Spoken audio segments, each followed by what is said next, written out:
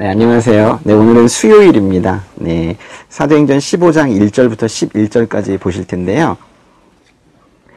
사도 바울과 그 바나바가 1차 전도 여행에서 돌아왔습니다. 그래서 시리아 지역, 그 뭐 번역본마다 수리아라고 쓰는 것도 있는데, 그 시리아 안디옥으로 이제 다시 돌아왔죠. 1절에 보시면요, 유대에서 몇몇 사람들이 안디옥으로 내려와 형제들을 가르쳤는데, 모세가 가르친 관례에 따라 할례를 받지 않는다면 구원을 받지 못한다라고 했습니다. 복음을 제대로 알고 있는 성도라면 그 1절을 보면서 정말 깜짝 놀라야 되는 거죠. 여기 지금 구원을 받지 못한다 했는데 뭘 받지 않으면 구원을 받지 못한대요? 할례를 받지 않는다면, 여기 말이 할례이지 할례를 포함한 모든 의식들, 모든 율법주의적인 것들, 형식적인 것들, 이런 것들을 지금 말하고 있는 겁니다. 교회에서 이제 우리가 이렇게 말을 하죠. 예.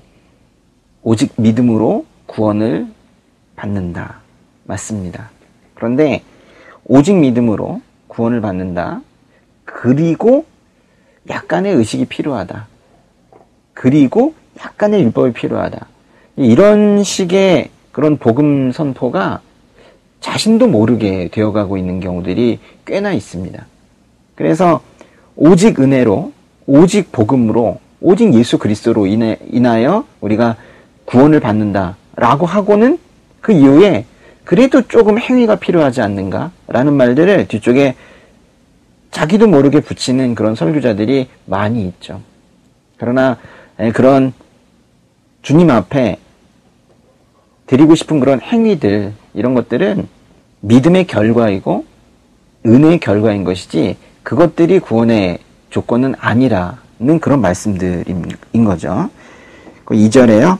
이 말로 인해 바울과 바나바는 그들과 적지 않은 충돌과 논쟁을 벌였습니다. 그래서 안디옥 교회는 바울과 바나바를 세워 몇몇 신자들과 함께 예루살렘으로 보냈습니다. 사도들과 장로들은 이 문제를 어떻게 생각하는지 알아보려는 것이었습니다.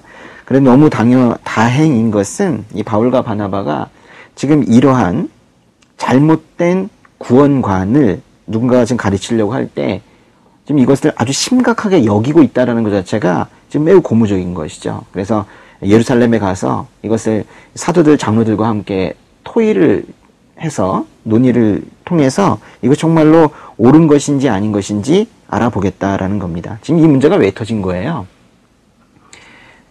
이전에는 유대인 그리스도인들밖에 없었는데 이제는 이방인 그리스도인들이 생기게 된 거예요. 근데 유대인 그리스도인들은 유대 율법에 따라 그들의 음식법과 그들의 어떤 할례의식, 이런 것들을 모두 행하면서 또 그리스도에 대한 믿음을 받아들인 것인데, 이방 사람들도 그렇게 해야 되는가? 이방 사람들에게는 모세를 통해서 주어진 율법이 없었는데 지금 그들도 유대인 그리스도인들처럼 모든 의식을 같이 행하면서 그리스도에 대한 믿음까지 있어야 구원이 되는가? 이 문제에 대해서 예루살렘에서 역사상 첫 번째 회의가 열립니다. 그것을 우리가 예루살렘 공의회 또는 예루살렘 회의라고 부르는데요.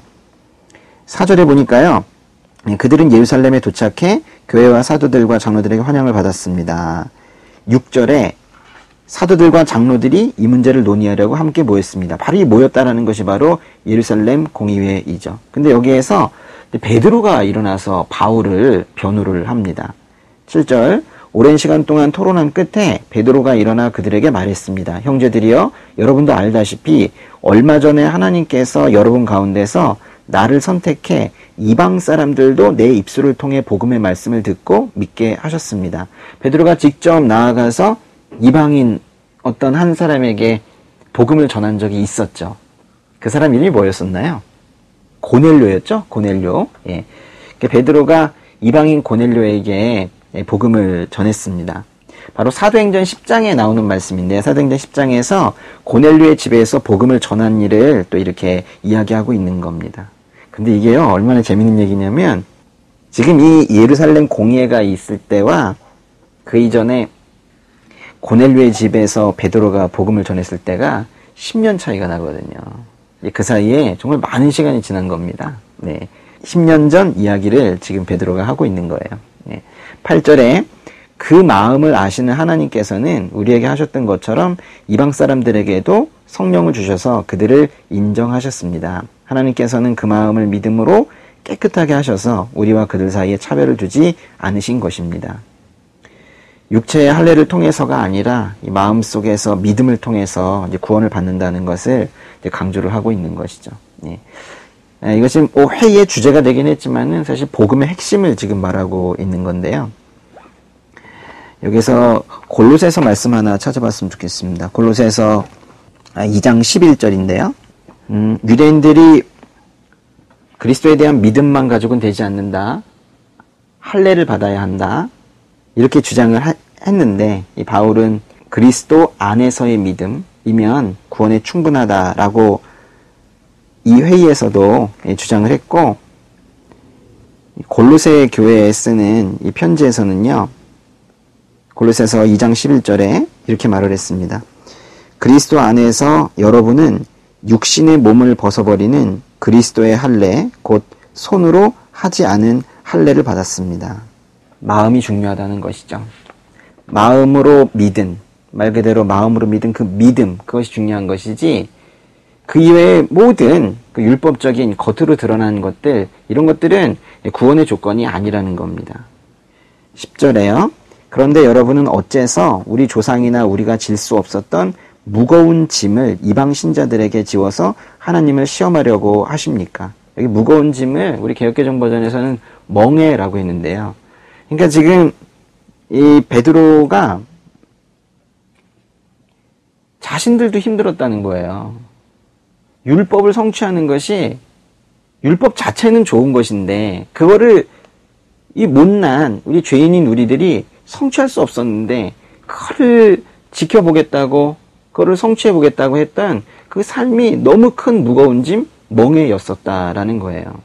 바로 율법을 통해서는 구원을 얻을 수 없다라는 말을 지금 다시 한번 확인시켜주고 있는 겁니다. 근데 우리 11절에 그럼 우리는 무엇으로 구원을 받는다고 했나요? 우리는 그들과 마찬가지로 주 예수의 은혜로 구원받는다고 믿습니다. 우리는 그들과 마찬가지로라고 했는데요. 이건 유대인의 입장에서 이방인과 마찬가지로, 그러니까 유대인과 이방인 모두에게, 이 상 모든 사람에게 적용이 되는 구원의 원리는 바로 은혜라는 거죠. 예수 그리스도 안에 있는 하나님의 은혜가 우리의 구원의 수단이 되는 것입니다. 10절에 우리말 성경에서는 무거운 짐이라고 번역을 해놓은 이 멍에라는 단어가 저로 하여금 많은 생각을 하게 했었는데요. 또 많은 사람들을 떠올리게 했고요. 우리 갈라디아서 5장 1절에 보면 다시는 종의 멍에를 지지 말라 했죠. 그런 반면에 마태복음 11장 29절에서는 예수님께서 나의 멍에를 메라 하셨습니다. 이 멍에라는 것이 무엇인지도 제대로 모르던 그런 그 멍에라는 말이 성경에서 무엇을 말하는지 제대로 모르던 그 초신자일 때 매우 이 단어에 대해서 궁금해했었던 것 같아요. 이게 아주 조금 알 것 같습니다. 예수님의 멍에를 맨다는 것이 무엇인지 목사가 되었는데도 아직 잘 모르겠고 조금 알 것 같습니다. 더 알게 되기를 바랍니다.